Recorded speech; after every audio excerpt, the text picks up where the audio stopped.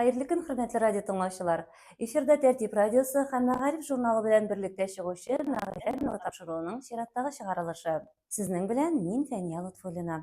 Ел саен республикабызда укытучыларның һөнәри осталыгын, иҗади потенциалын һәм педагогик тәҗрибәсен бәяләүче иң дәрәҗәле бәйгеләрнең берсе Ел укытучысы конкурсы уза. Бу бәйге үз эшенә тугрылыклы заман белән бергә атлаучы, мәгариф өлкәсендә яңа фикерләр тәкъдим итүче мөгаллимнәрне барлый. Узган ел әлеге конкурсның иң яхшы татар теле һәм әдәбияты укытучысы номинациясында җиңүче булып, Казандагы 11-нче күп профильле лицейның татар теле һәм әдәбияты укытучысы Резидә Зөфәр кызы Курамшина танылды.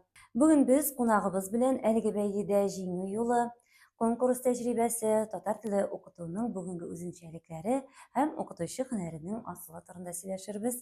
Хәерле көн, Резидә ханым. Сезне тапшыруыбызда күрүебезгә бик шатбыз. Хәерле көннәр. Резидә ханым, ел укытучысы бәйгесендә сезнең өчен иң дулкынландыргыч мизгел кайсы булды? Конкурста җиңгәннән соң тормышыгыз ничек үзгәрде? Әлеге конкурс сезне карашларны берникадәр алмаштырдымы? Әлеге конкурс берничә этаптан үтте һәм ике этабы аның укучылар, балалар белән эшләү. Без башка мәктәптә эшләдек һәм инде безнең таныш булмаган балалар белән эшләдек. Һәм миңа калса иң дулкынландыргычы ул таныш булмаган балаларга дәрес бирү. Чөнки дәреснең үзенең бер планы бар, үзенә күрә бер сценарийсы бар. Һәм инде әгәр дә шул план буенча бармаса, барыбер теләгәнчә килеп чыкмаска мөмкин. Ләкин план буенча бармаса, ул күбрәк табигыйрәк була. Һәм конкурс бәйге барышында шундый бер очрак табылды, көтелмәгән җаваплар, көтелмәгән очраклар, ләкин бу миңа күбрәк ошады гына, чөнки дәрес ясалма түгел, табигый килеп чыкты. Һәм инде әлеге бәйге минем өчен ул үземнең эшчәнлегемә анализ ясау кебек булды, рефлексия кебек булды. Чөнки без эшлибез, нәтиҗәләргә ирешәбез, артка борылып карарга онытабыз.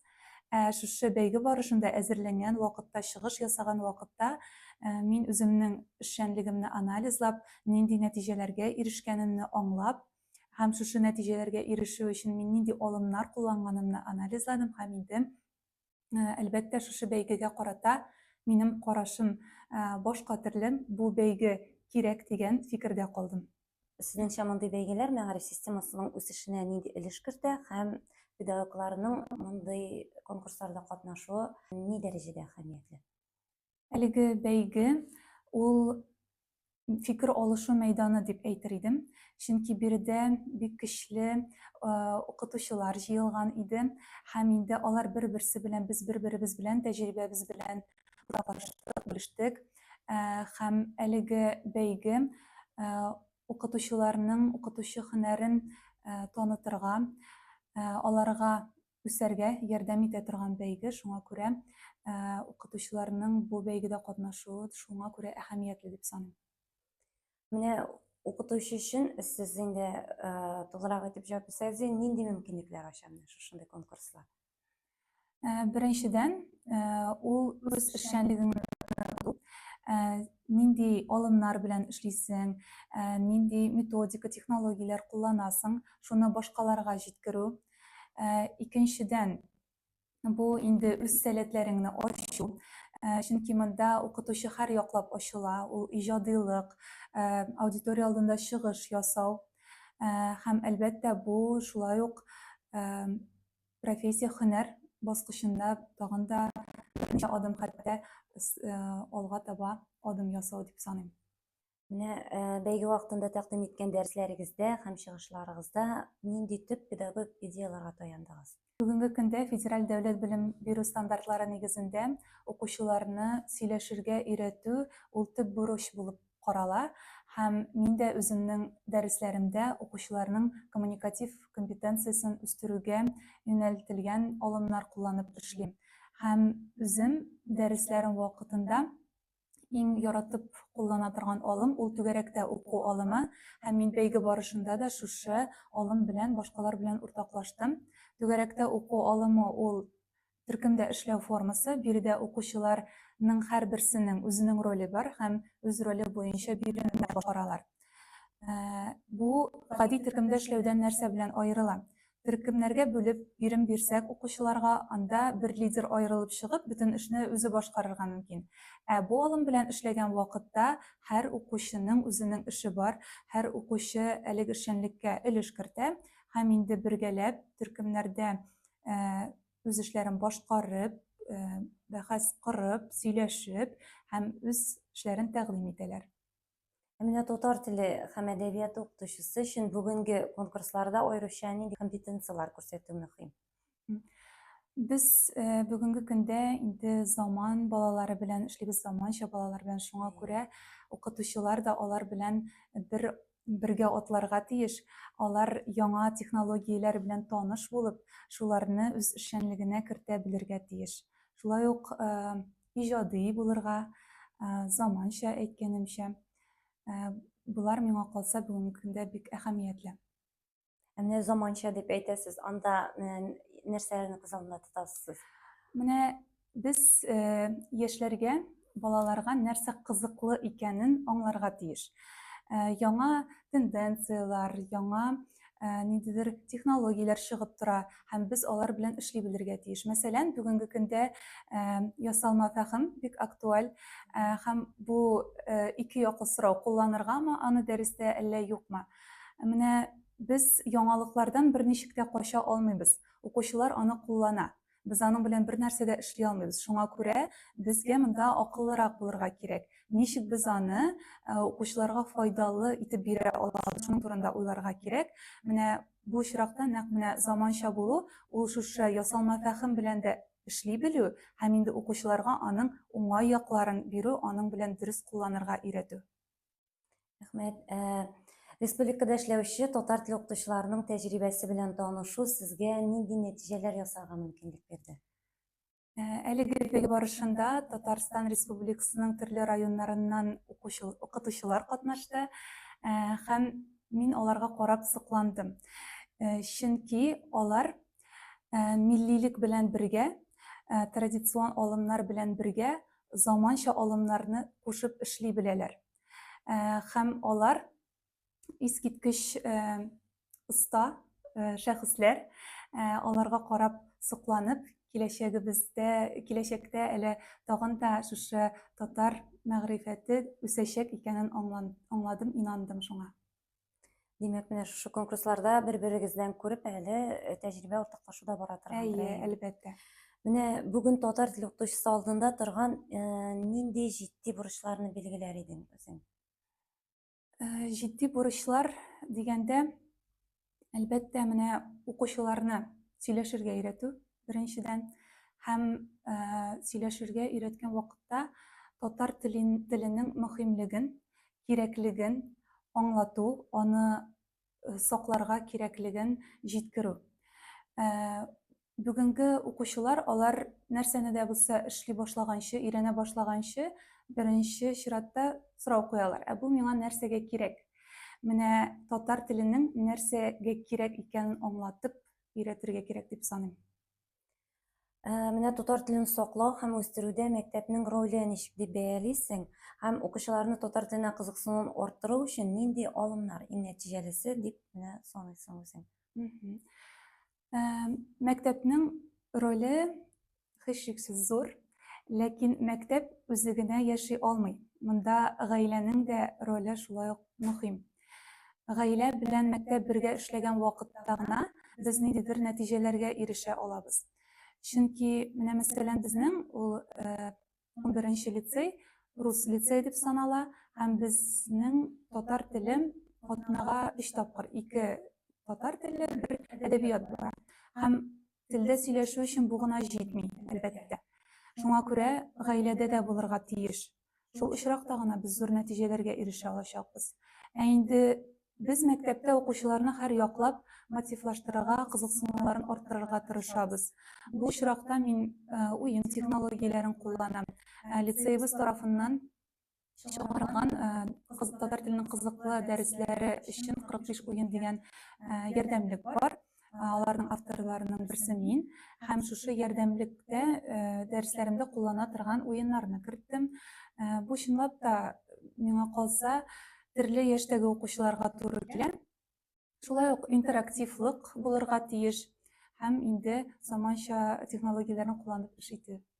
Менә шушы заманча технологияларга кагылып үттек бит инде Әйе, әйеме. әйе. Цифрлаштыру чорында татар теле дәресләре нинди булырга тиеш? Бераз гына үзегезнең бер дәресегезне бәлки сурәтләп күрсәтерсез.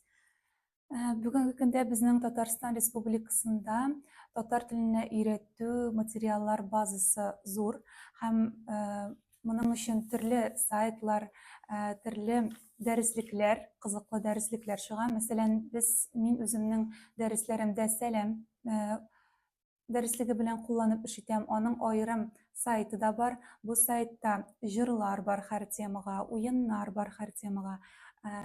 Сүзләр өйрәнү өчен карточкалар бар. Мин буларның барысын да кулланам һәм миңа калса бу бик уңышлы дәреслек дип саныйм. Чөнки ул менә нәкъ бүгенге безнең заман таләпләренә туры килә торган итеп эшләнгән. Менә сезнеңчә хәзерге җәмгыятьтә укытучыдан иң беренче нәрсә көтелә?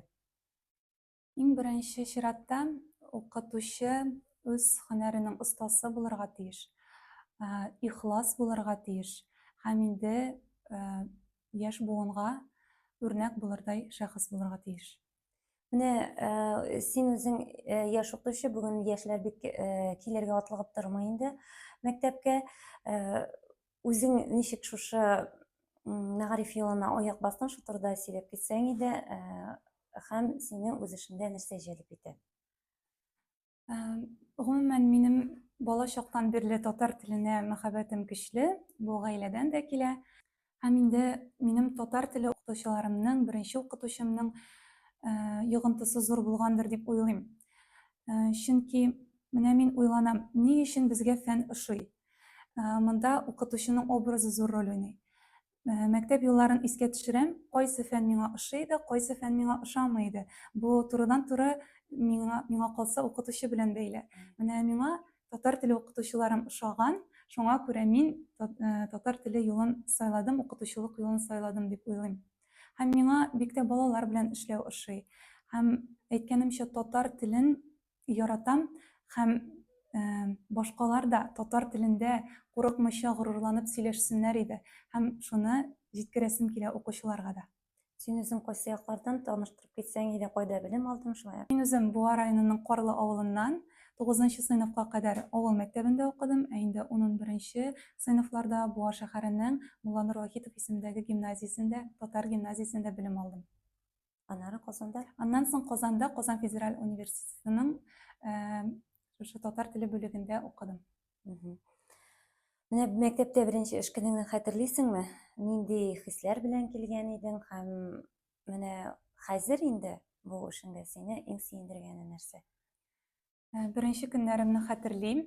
Әле бу 5 ел элек булган хәлләр, әле озак вакыт та узмады кебек һәм шул вакытта инде шактый вакыт та узылган кебек тоела. Беренче иң кызыгы, иң кызыксындырганы ул мәктәп, яңа мәктәп. Әле бу беренче ел гына ачылган иде.